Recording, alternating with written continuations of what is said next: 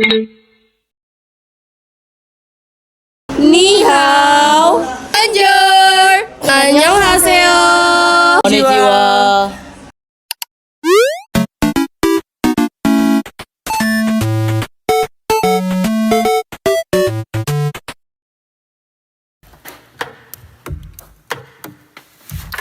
변해가는 계절들을 막아줄 거란 그런 말로 너를 붙잡을 순 없지만 많은 계절을 마주친 너에게 이 마음 하나를 비춰주려고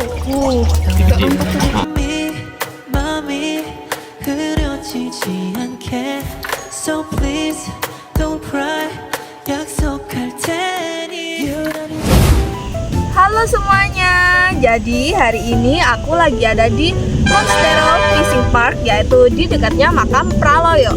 Jadi hari ini aku mau wawancara sama salah satu staf di Monstero, yaitu Bapak Eko Wijayanto.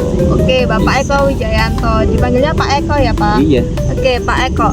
Jadi hari ini aku mau tanya-tanya nih beberapa pertanyaan ke Pak Eko. Pertanyaan yang pertama ya, Bapak itu berapa lama sih kerja di Monstero ini? Terus apa motivasinya Bapak sampai akhirnya milih buat kerja di Monstero? Jadi saya kerja di sini kurang lebih hampir 2 tahun. 2 tahun. Nek untuk motivasinya sih, nek dulu kan hobi kan sekedar hobi kan nanggung ya eman ya, sekalian iya. Hobi mancing berarti ya, Pak, sekalian kok ada pekerjaan yang menunjang ya, why not? Saya terima. Ada turnamen casting di sini. Casting itu mancing dengan teknik pakai umpan mainan. Nah, pakai umpan mainan. Betul. Sering di Monstero ini ada turnamen. Terus Bapak ikut? 80% ikut. Akhirnya kenal lah sama ownernya. Akhirnya kita berteman. Ditawari. Nah, setelah sekian lama akhirnya pas ditawarin itu. Oh, sudah rezekinya ya berarti Pak ya. Dari hobi terjadi pekerjaan. Enak betul. banget. Sesuai passion tuh, pasti enjoy jalaninnya. Terus terlanjur bahasa mandi sekalian. Terus Pak, ini kan kolamnya banyak banget di Monstero ya. Aku kepo deh, apa jenis ikan yang paling banyak di kolam-kolam Monstero ini? Jenis spesies yang paling banyak itu bawal. Bawal. Kalau yang paling sedikit, yang paling kalau orang dapat, wah ini tuh hard untuk dapatnya. Paling sedikit itu ikan arwana. Ikan arwana. Black bass, sama ada satu jenis lagi mangrove jack. Mangrove jack, ya. Wah, aku baru dengar. Itu berapa persen kemungkinan kita untuk dapat itu kalau mancing di Monstero? 80% hampir nggak bisa. Soalnya mereka jenis-jenis spesies yang sensitif ya. Jadi bener-bener kita harus kayak ninja ya, be silent mancingnya di samping laki. Oke. Kalau cara menjaga kualitas air di Monstero ini biar berdampak buruk ke ikan-ikannya, biar jadi lebih healthy ke ikan-ikannya, gimana? Ada tips nggak? Untuk macam-macam ya, mulai dari mewajibkan untuk tamu-tamu menggunakan kail barbless. Nah, itu terus untuk memperpanjang umur ikan supaya mulutnya nggak sobek. Selain itu untuk airnya kita pasti di setiap kolam ada kincir-kincir kayak di belakang kalian ini. Nah, itu kincir air itu fungsinya untuk menetralisir racun juga bisa. Untuk sirkulasi, mensirkulasi air, kekentalan air. Jadi terus diputar terus sama dia. Jadi nggak bisa diem angin ya, betul. Untuk air ini pasti pengaruh besar banget buat ikan ya Pak. Banget. Selain umpan, air juga. Kadang air setiap musim itu ganti musim, kadang berubah warna, kadang hijau, kadang coklat. Tapi yang paling bagus musim apa biasanya? Yang paling kayak bening atau gimana, atau mungkin lebih bagus dari ini? Antara musim panas peralihan paling bagus. Oh, di tengah-tengah. Masalahnya terlalu kemarau pun nggak baik juga. Volume air kan terlalu surut. Iya. Dan kalau curah hujan pas tinggi pun sampai kalian kemarin nggak datang itu sampai peres itu. Oh iya, sampai saking tingginya. Oh, tinggi banget dong. Ini aja tapi ya udah lumayan tinggi juga, udah nyampe segini. Jadi waktu paling baik ya antara kemarau dan pertengahan. Jadi paling pas. Paling pas. Oke. Terus bagaimana strategi pemasaran kolam pancing ini? Terus ada rencana nggak sih Pak? Ada pengembangan di Monstero? Mungkin ada penambahan fasilitas-fasilitas lainnya yang lebih menarik? Jadi Monstero ini hampir berjalan kurang lebih 12 tahun ya. Sudah 12 tahun. Itu dengan berbagai transformasi. Iya, perubahan. Sesuai pertanyaan, apakah ada nanti perubahan gini ya? Itu nanti sambil jalan. Oke. Masalahnya dulu bermula dari kolam 1, sekarang jadi kolam 6. Ada Betul, 6 ada kolamnya. 6. Jadi nanti alhamdulillah owner kita juga nggak mau diem ya orangnya. Sudah pasti akan ada inisiatif. perkembangan betul. selalu setiap Selalu ada tahunnya. perubahan. Pengembangan. Oke. Pengembangan. Kalau strategi pemasarannya tadi gimana? Pemasarannya untuk sementara kita tetap nggak merem teknologi ya, kita Ya, harus melek fokus teknologi karena ya. sekarang Betul. orang-orang mainnya HP.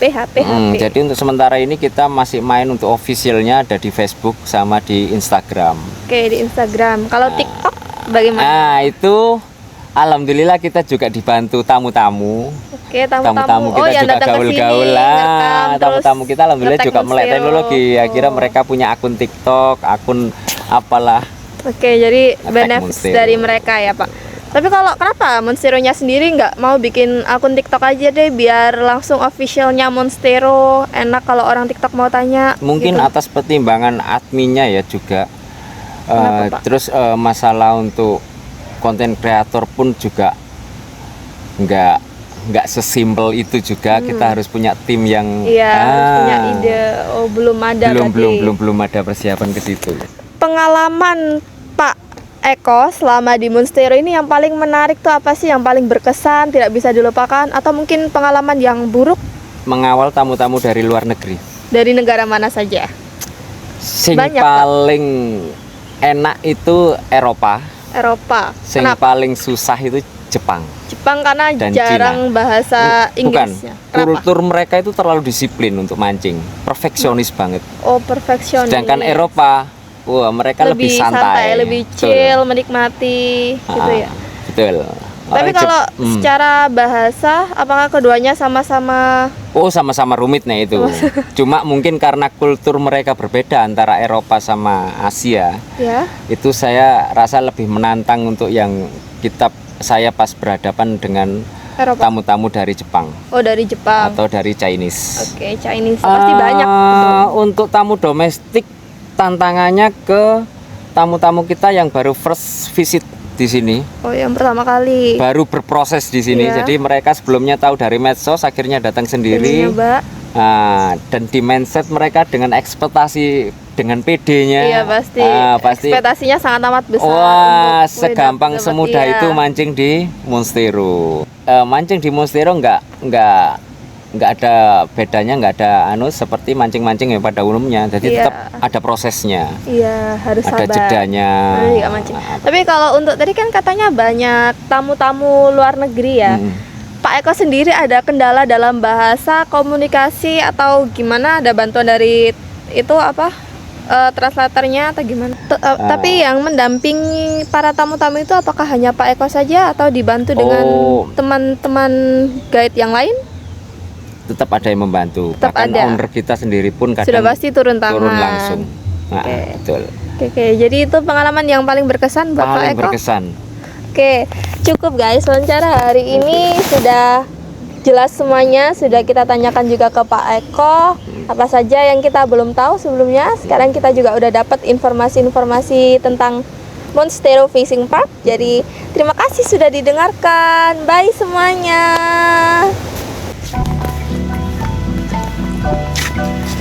Permisi Kak, mau minta waktunya sebentar boleh nggak? Boleh. Aku dari SMP 3 Sidoarjo mau mewawancarai kakak sebagai pemancing di Monstero. Oke, sebelumnya atas nama kakak siapa? Hilvi. Kakak Hilvi. Iya. Oke. Yang pertama, kakak ini kan sebagai pemancing. Nah, sebagai pemancing tuh kayak apa yang membuat kakak tertarik gitu? Kalau sebagai pemancing itu, mancing itu memang susah ya, kayak ketertarikannya apa. Tapi kita kalau udah mancing terus dapat ikan itu menagih. Oh, nagih. Jadi pengen nagih nyoba terus. lagi terus. Iya, ya? karena kita penasaran gimana caranya ikan itu bisa makan umpan yang kita lempar itu Iya. kayak gitu. Tapi sebagai pemancing juga pasti pernah dong kalau nggak dapat ikan kayak Ya gitu. sering pastinya. Kita kan nggak tahu ya Iya. bisa dapat apa enggak, itu kan nanti rezeki-rezekian. Gimana perasaannya Kak kalau Iya. lagi nggak dapet sama sekali gitu? Penasaran sih, penasaran. Mau nyoba lagi. Nyoba lagi. Kita harus nyoba lagi sampai apa rasa penasaran kita itu udah habis. Kalau gitu gimana solusinya? Maksudnya biar next bisa nggak keulang lagi gitu. Kita harus menguasai teknik kan. Yang pertama kita harus menguasai teknik, terus habis itu kita harus menguasai ikan apa yang mau kita pancing. Soalnya setiap ikan itu punya karakteristik yang sendiri-sendiri, kayak umpannya kayak gitu. Dia maunya ikan yang apa hidup atau mau ikan yang mainan kayak gini, ini ikan mainan. Oh. Casting. Iya, Oke, casting. Atau enggak pakai yang pelet-pelet itu, kayak gitu juga bisa. Oke, terus kakak ada jenis ikan favorit nggak yang biasanya kalau mancing mesti dapat ikan itu?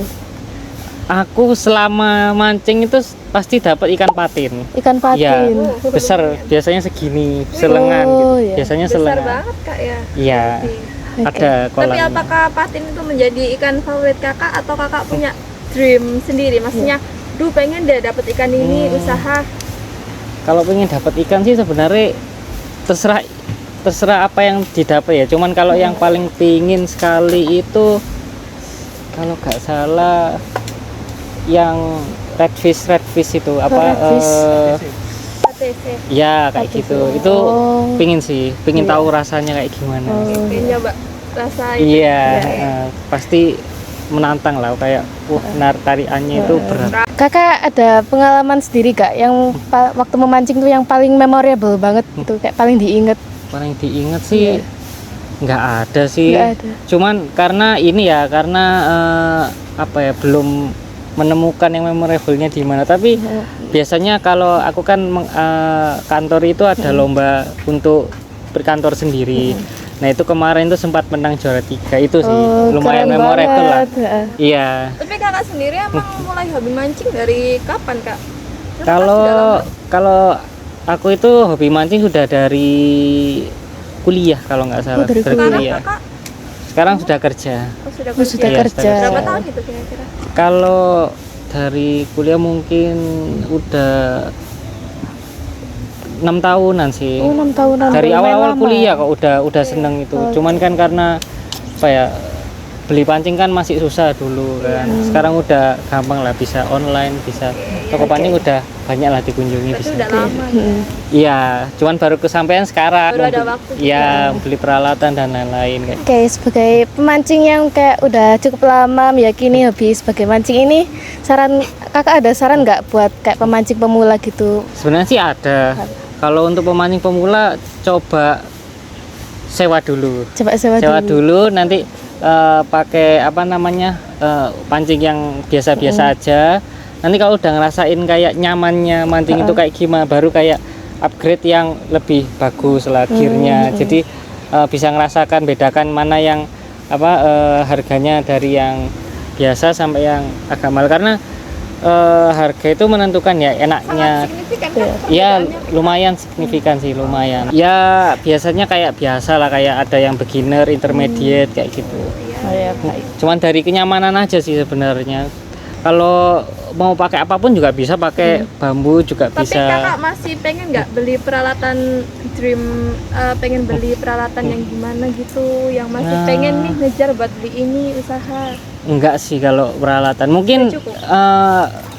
biasanya kalau aku kepingin teknik mancing yang berbeda, punya alat teknik mancing yang berbeda. Jadi pancing itu jenisnya banyak. Kita bisa kayak ekspor, mau yang casting, mau yang fly fishing, mau yang surf casting, itu banyak. Jadi kalau aku suka ngoleksi semua apa namanya peralatannya. Jadi kalau misalnya mau diajak fly fishing kan punya, mau diajak casting Jadi punya biar nggak gitu. bosen Kak ya. Iya, Iya, iya, kan kita kalau explore tuh enak lah, bisa nemukan passion kita di sini, passion kita Tapi di Kakak sini. Ada. sejauh ini ada teknik itu nggak? Teknik yang paling favorit gitu dari mancing? Nah, iya itu. Teknik sih nggak ada sih. Nggak ada, kayak Karena semua suka. semua apa ya, semua yang pokoknya mancing lah. Pokoknya mancing itu suka. Kalau teknik itu nanti mengikuti aja Iya, sih, mau oke. apa kan, mau apa gitu. Cuman kalau casting seneng ya, lebih seneng sih dibandingkan yang apa namanya kita harus nunggu gitu, karena kalau nunggu juga lama-lama bosen sih. Kalau casting kan kita nanti harus ngelempar umpannya lagi, nanti kita pindah spot, nyari spot, nanti lempar umpannya lagi kayak gitu. Jadi lebih bergerak lah istilahnya. Oke, baik, sekian pertanyaan dari Kak Hilvi. Terima kasih Kak Hilvi atas waktunya, maaf mengganggu. Sekian, dadah. 보고 싶은 생각에 들어간 우리 창에 나는 말을 거는데 보내지는 않을래. 느린 한마디보다 조용함이 더 좋아. 기다리고 있지만 매일 Hai semuanya. Jadi sekarang kita lagi ada di kolam apa nih? Kolam pembesaran. Kolam pembesaran. Jadi kolam pembesaran di Monstero itu guys ada 3 atau 2 kalau nggak salah, aku lupa. Jadi di sini kan ada 6 kolam dan 3 atau 2 diantaranya itu kolam pembesaran. Kolam pembesaran itu adalah kolam yang isinya ikan-ikan yang masih kecil-kecil banget ditaruh di sini biar mereka bisa survive gitu ya, sebelum nantinya dirilis ke kolam apa? Kolam kiloan Sama kolam big fish. Jadi mereka dibiarin dulu nih biar bisa survive di sini, kenal sama kondisi alam di sini sampai nanti akhirnya mereka udah gede, berat badannya bertambah, baru dipindah lah yang pertama ke kolam kiloan, lalu sampai big fish. Iya, big fish itu kolam yang isinya ikannya gede-gede banget, tapi nggak bisa dibawa pulang karena itu konsepnya catch and release. Habis dipancing harus dirilis lagi. Jadi ini salah satu kolamnya, bagus banget. Walaupun nggak ada pemancingnya, tapi tetap ada gazebo-nya. Iya, bagus banget fasilitasnya, Monstero bagus. Kita lanjut ke kolam-kolam lainnya, kolam kiloan sama big fish kalau bisa, tapi kalau nggak bisa ya Kita nggak cuma ke big videoin fish. dari depannya aja. Ya, betul. Bye you, guys. dadah. So 아무리 좋아도 널 know 말로만은 지겨운 걸 먼저 와서 보여줘. 먼저 와서 보여줘. 'Cause I'm not gonna be the one to get hurt. Hai. Jadi kita hari ini ada di Kolam kiloannya Monstero. Bagus banget kan? Jadi di sini tuh kolam kiloannya ada berapa? ada 2. Ya, 2 dari 6 kolam. Yang tadi kan ada 3 kolam pembesaran. Ini salah satu kolam kiloannya Monstero. Kolam kiloan Monstero tuh isinya ikan apa aja sih? Ada ikan-ikan yang bisa dipancing terus dibawa pulang. Jadi dia karena masih kiloan jadi bisa dibawa pulang. Nah, kolam kiloan ini itu hasil ikannya dari rilisan kolam Pembesaran. ya, jadi langsung ke kolam Pembesaran. Kiloan. kiloan. Habis dari kiloan baru ke Big fish. nah big fish. Kalau big fishnya kolamnya cuma 1 aja Iya karena benar. ikannya ya itu lumayan rare guys. Itu ukurannya bener-bener yang besar banget. Minimum sampai dia di sana aja tuh 6 kilo baru bisa masuk situ. Terus kita nggak boleh bawa pulang ikan itu, jadi kayak cuma Ya dipancing, karena terus susah lepas juga besarinnya. Jadi kalau dibawa pulang juga selain harganya luar biasa, terus effort juga Iya, gedenya. bener. Jadi nggak mungkin, harus dirilis lagi biar jadi koleksinya Monstero. Dia cuma ada 1 kolam mungkin karena kolamnya luas banget juga. Kalau ini kan nggak terlalu luas ya, walaupun luas tapi nggak seluas big fish. Tapi peminatnya paling banyak kayaknya di kiloan. ya kolam kiloan dari tadi paling banyak dari gazebo-gazebonya. Yang paling banyak Ini terisi juga mungkin jadi kiloan. salah satu tujuan orang-orang kesini. Ya, karena dia kan pengen apa sih mancing, terus hasil pancingannya dibakar di sini juga bisa. Iya benar banget. Jadi dia makan sekalian sama keluarga-keluarga di sini, habis mancing makan pulang, mantap tuh. Oke, jadi sekian kolamnya. Kita mau ke big fish dulu, tapi kayaknya kita cuma bisa syuting dari luarnya aja. Jadi sorry. Okay, next ya. Bye. 틱tak 틱tak 틱tak 틱tak 틱tak 틱tak 틱tak 틱tak 틱tak 틱tak 틱tak 틱tak 틱tak 틱tak 틱tak Hi, it's me again, I'm back. Hey, let's talk ASAP. Do you have the time? Let's talk ASAP, baby. Hurry up, don't be lazy. ASAP, baby. Hurry up, don't say maybe. ASAP, baby. Hurry up, don't say. Hurry up, don't say. Just for a minute. Halo semuanya, jadi sekarang kita udah selesai keliling-keliling di Monstero. Udah lama juga, ini udah capek, ngap banget sumpah. Tapi ya, today is so fun, sangat amat seru. Dan aku sangat rekomen kalian untuk datang ke Monstero. Kita banyak dapat informasi dan pengalaman baru. Ya, jadi hari ini kita mau evaluasi sekarang. Evaluasi gimana, apa aja yang kita dapetin, informasi baru yang kita dapetin. Jadi tadi kita udah visit ke berapa kolam? Kita ada visit ke 3 kolam. Yang pertama ada kolam pembesaran, kolam kiloan, sama yang terakhir kolam dikit. Kita udah ngesut kolam pembesaran sama kiloan juga. Kita juga udah jelasin pengertiannya. Jadi sekarang kita udah mau pulang. Cuman sebelum itu hari ini kita ditemani sama Pak Eko. Pak Eko adalah itu tour guide-nya kita, atau bisa dibilang yang bantu pemancing. iya, Pak Eko tuh staff di Monstero guys. Tapi beliau juga guide di sini yang tugasnya ya membantu para pemancing, memperkenalkan juga ada apa aja di Monstero. Bener, Pak. Nah, tadi waktu kita ke Big Fish, kita lihat apa aja? Kita udah lihat ada umpan. Umpannya tuh ikan bawal sama ikan lele ya, 2 ikan. Lumayan gede-gede juga ukuran umpannya, jadi nggak kebayang aja sih ukuran ikan yang kita pancing bakal segede apa, karena minimum untuk masuk ke sana aja tuh 6 kilo. Ya itu kita baru tahu juga. Terus teknik memancing yang kita baru tahu juga hari ini, ternyata ada teknik memancing yang namanya casting. Apa itu? Masih inget nggak? Apa tuh? Kalau teknik casting itu teknik memancing menggunakan umpan mainan. Jadi umpannya tuh umpan mainan, bisa bentuk ikan, bentuk bola, apapun itulah, biar untuk menipu ikannya ternyata. Jadi ikannya bisa ketipu, dikira itu umpan ternyata bukan. Itu namanya casting. Terus Monstero ternyata juga sering ngadain turnamen casting.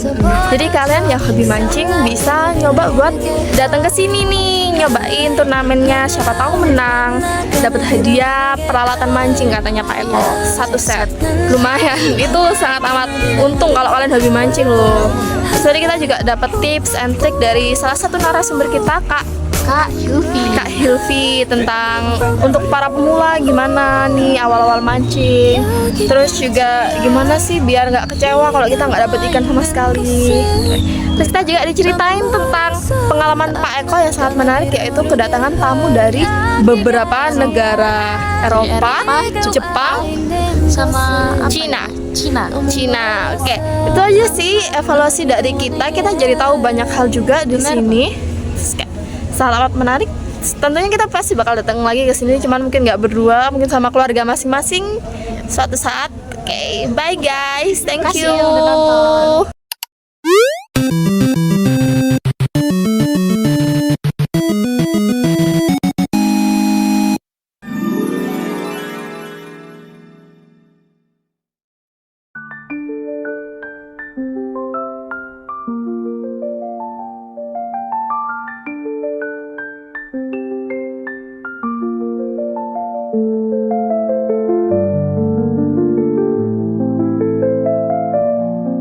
Hai semuanya.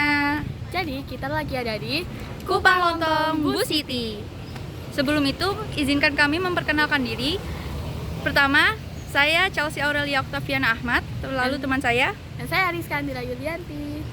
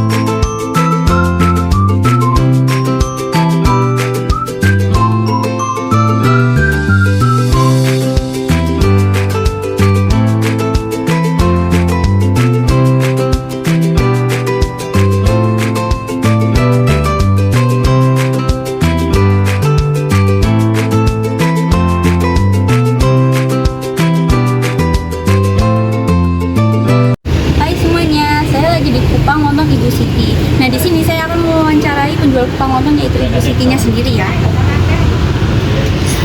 Pertanyaan pertama, bagaimana cara membedakan kupang yang segar sama yang nggak segar menurut Ibu? Beda lah. Kita itu kan ya nggak enak. Kayak dalam bentuknya aja udah kelihatan gitu ya. Ya kelihatan. Lembek terus sama keras. Kedua, itu bumbu apa saja yang wajib ada dalam lontong kupang? Tis, bawang putih, cabai, jeruk. Udah. Sudah. Oke, lanjut yang ketiga. Apa yang membuat rasa lontong kupang itu begitu unik dan berbeda dengan makanan lain? Yang paling unik di dalam Ini enaknya ya kupangnya. Ya. Terus selanjutnya, bagaimana cara mengolah kupang agar nggak alot, nggak kasar sama itu, nggak kotor juga? Gimana cara itu? Ya, dibersihkan dulu terus apa terus kodok itu keras airnya. Selanjutnya yang terakhir, dalam sehari bisa ngabisin berapa porsi? Ya kak tentu sih, kadang ya dapat 40,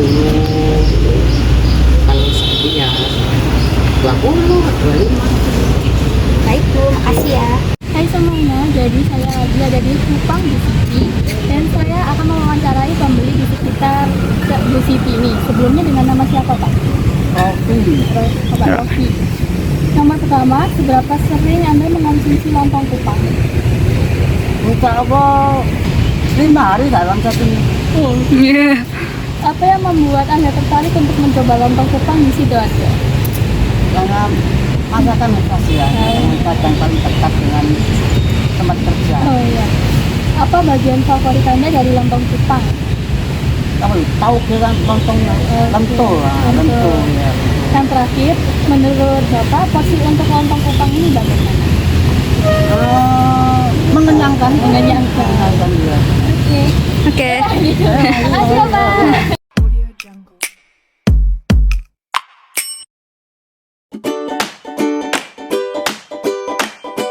Halo semuanya, hari ini kita akan OTW ke Kampung Batik Jeti Sidoarjo. Jadi kita akan mewawancarai beberapa produsen batik di sana. Sampai jumpa di Kampung Batik Jetis guys. Dadah. Nah, jadi kita sudah sampai di Kampung Batik Sidoarjo. Jadi kita akan lanjut mewawancarai produsen batik di sekitar sini. Assalamualaikum warahmatullahi wabarakatuh. Saya Adil Nur Nadia dari SMP Negeri 3 Sidoarjo. Izin untuk mewawancarai Ibu seputar batik di Kampung Batik Jetis ini. Sebelumnya dengan Ibu siapa? Ibu Fathur. Ibu Fathur. Baik, kita mulai dengan pertanyaannya Ibu. Ibu, di Indonesia ini kan kita pasti mengetahui beberapa hal tentang batik yang sangat terkenal di Indonesia. Jadi menurut Ibu, apa sih yang membuat batik itu menjadi warisan budaya Indonesia yang sangat berharga? Ya, batik merupakan warisan bangsa Indonesia. Itu adalah seni intelektual, seni budaya, juga warisan. Merupakan apa ya, kearifan lokal budaya kita yang tidak semua dimiliki oleh negara-negara lain. Baik. Lalu apa nih harapan Ibu untuk masa depan industri batik di Indonesia kita ini? Ya, semoga batik tulis Indonesia semakin jaya. Mungkin ada anak turun kita yang mau meneruskan. Soalnya kebanyakan anak-anak muda kan nggak mau batik-batik, maunya kan yang cepat, yang singkat, yang ya, semoga ada mungkin keturunannya Ibu, penerusnya, generasi penerusnya ada yang meneruskan batik tulis Sidoarjo, khususnya di Sidoarjo ini. Baik Ibu, terima kasih atas waktunya. Sekian dari saya, Adlina Nadia. Saya lanjutkan pertanyaan selanjutnya kepada Altafunisa Redisti Rahadi. Saya Altafunisa Redisti dari SMP Negeri 3 Sidoarjo, izin mewawancarai Ibu tentang seputar batik di sekitar Kampung Jetis. Sebelumnya dengan Ibu siapa? Ratna. Ibu Ratna. Oke. Dengan pertanyaan pertama, jadi bagaimana Ibu memasarkan produk batik di sekitar ini? Dalam memasarkan produk batik saya Yang pertama saya kirim, yang paling dekat saya pasarkan di toko sama di rumah. Yang kedua ke Indah Bordil. Udah berarti. Ya. Yang ketiga saya kirim ke Surabaya. Surabaya. Ke tokonya Cina-Cina di Pasar Pabean. Oh. Lalu bagaimana proses pembuatan batik di sini? Prosesnya? Iya. Ibu ceritakan semua. Ya boleh, singkat aja. Pertama, mori kita potong. Kita lihat ukurannya, kita buat apa. Kalau band 2 meter, sarung 2 meter, jarit 2 meter 30, selendang 2 meter setengah, hem 2 meter. Itu ukurannya. Baru setelah kita potong, mori itu kita masak. Setelah masak, baru kita batik ganting kecil. Seperti ini contohnya. Ini.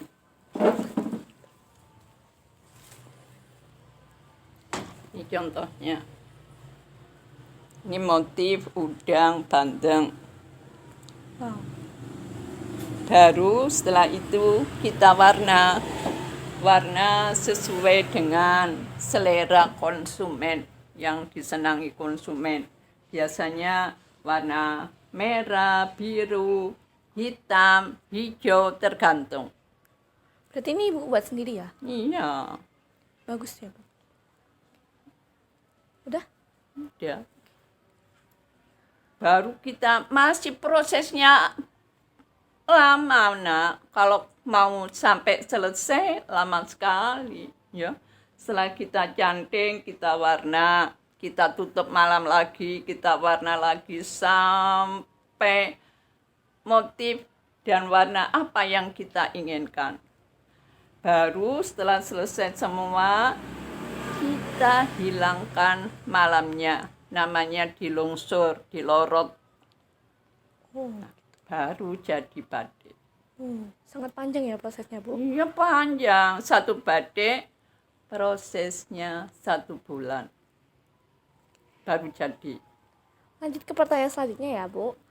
Apa strategi Ibu untuk meningkatkan penjualannya untuk saat ini? Meningkatkan penjualannya bisa kita